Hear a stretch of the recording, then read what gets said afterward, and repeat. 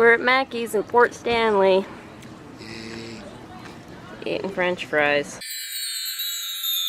They told me I could be anything, so I became a giraffe. So I spent the weekend in St. Thomas visiting family, and it was nice. It's always nice to see my family, since I don't really get to see them too often when I'm away. I mean, I guess that's what I get for going away to school on the opposite coast. Anyway, it was nice. And I hope you all had a nice weekend too. So this week I wanted to talk about being a highly sensitive person. So a little bit of background information for those of you who aren't familiar with the term. Highly sensitive person was first coined by Carl Jung to describe people who are more sensitive than average to external or emotional stimuli. Although not all highly sensitive people are exactly the same, there's kind of a few common traits that distinguish the highly sensitive person from people of more average sensitivity. These include, but are not limited to, deeper and more detailed levels of mental and emotional processing, lower tolerance for overstimulation, higher than average levels of empathy and emotional reactivity, and greater sensitivity to subtle stimuli like textures,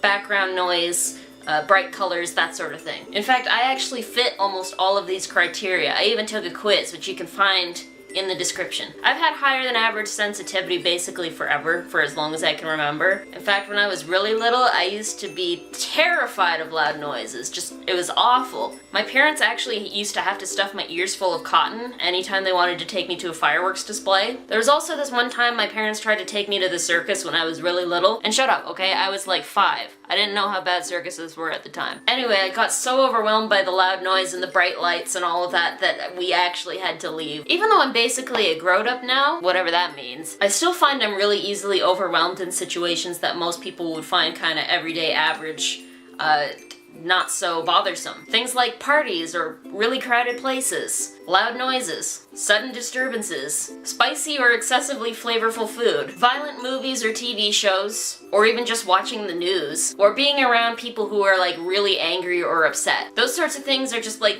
oh, they're so overwhelming. Like, just keep it away from me, keep it away. And maybe to most people that makes me kind of a wuss, but I know I'm not the only one either. High sensitivity is actually a genetic trait that can be found in an estimated 15 to 20% of people across the globe. However, because it's such an uncommon trait, it's also not always very well understood. I've had a lot of people in my life actually tell me, you know, I need to toughen up, I need to be less sensitive, I need to grow a thicker skin, and between you and me, telling somebody those sorts of things when being highly sensitive is actually not something that can help, it doesn't help the situation any. And besides, being highly sensitive can actually be really advantageous in certain situations. Highly sensitive people tend to be really good with subtle details and keeping things organized. They also tend to be creative and thoughtful and loyal and conscientious. And a lot of the time it's just because we are so sensitive to the moods of others that we just can't dismiss them out of hand. It's just not in our nature. We can't help it. A lot of highly sensitive people actually turn out to be really good in like researching positions or advising positions, but at the same time a lot of us don't handle being given authority very well. I know I don't. When I was at work the other day, my mom and my older brother told me that they wanted me to kind of take on more of a managerial position at the at one of our downtown locations, or at our only downtown location. And even though on the outside I was kind of like, on the inside, I was feeling more like this.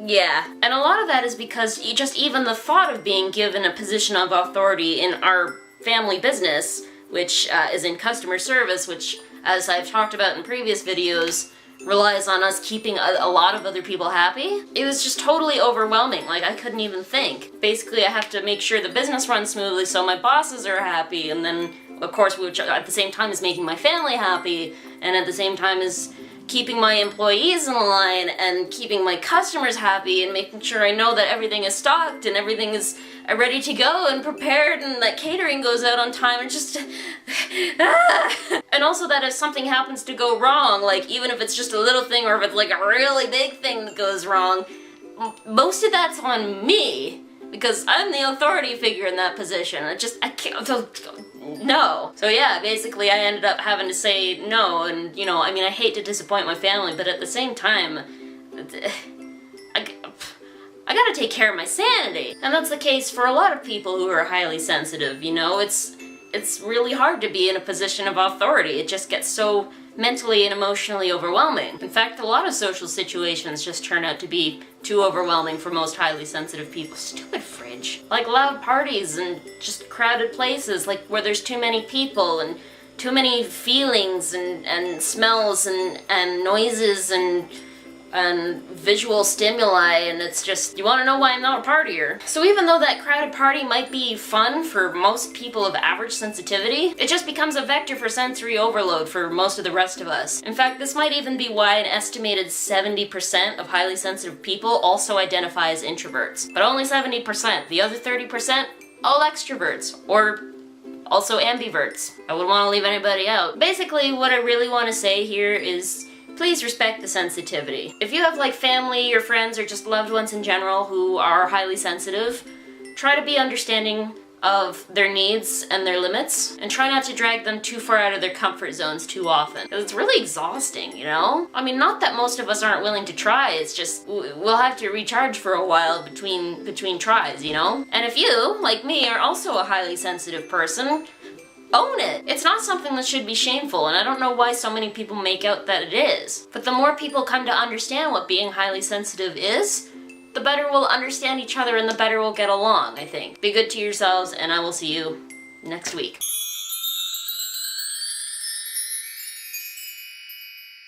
Well, that loud, crowded party might be